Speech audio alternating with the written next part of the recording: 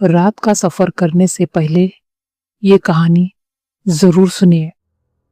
ये बात है 2021 की। रात 10 बजे रेहान को उसके मामू नोमान का कॉल आता है कि उनकी नानी की हालत बहुत बिगड़ती जा रही है।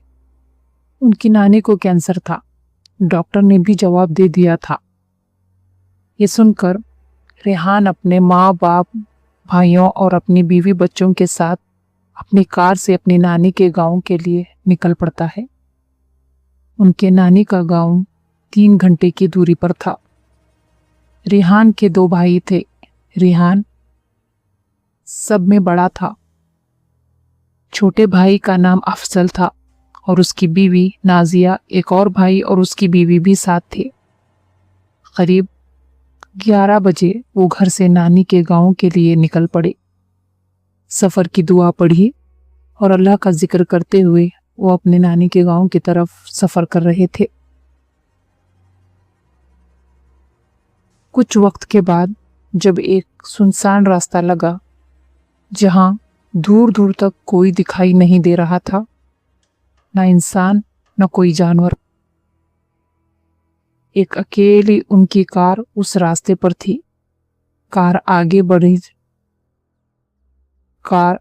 बढ़ रही थी कि अफजल की बीवी नाजिया को एक बुढ़िया दिखाई दी जिसके बाल हर तरफ फैले हुए और गर्दन नीचे को झुके सुनसान रास्ते के किनारे से चलते हुए सामने से आ रही थी।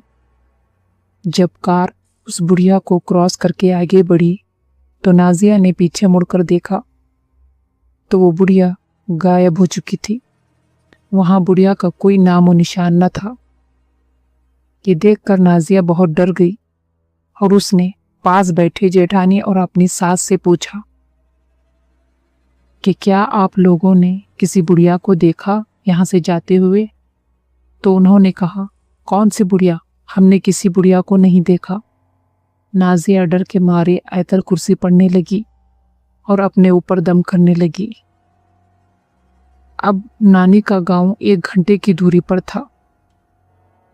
20 मिनट की दूरी पर एक गांव आने वाला था। वो उस गांव से गुजरने वाले थे कि रास्ते में एक कार वाले ने इशारा किया तो रेहान ने गाड़ी रोक दी। तो उस कार वाले आदमी ने कहा, भाई, आगे एक गन्ने से भरा ट्रैक्टर रास्ते के बीच में गिर चुका है, इसलिए रास्ता बंद है। मैं वहीं से वापस आ रहा हूं। आप लोग जा कहाँ रहे हो? तो रेहान ने अपने गांव का नाम बताया। तो उस आदमी ने कहा, मैं आपको एक शॉर्टकट बताता हूं, आप वहां से जल्दी पहुंच जाओगे। ये कहकर वो गाड़ी दूसरे छोटे से रास्ते की तरफ मोड़ ली। वो रास्ता ऐसा था जहां से सिर्फ एक वक्त में एक ही गाड़ी गुजर सकती थी और आसपास झाड़ियां थी। उस आदमी की गाड़ी आगे आगे और रेहान की गाड़ी पीछे पीछे थी। कुछ 2 किलोमीटर तक ऐसे ही वो गुजर गए, लेकिन अचानक वो गाड़ी सामने से गायब हो गई।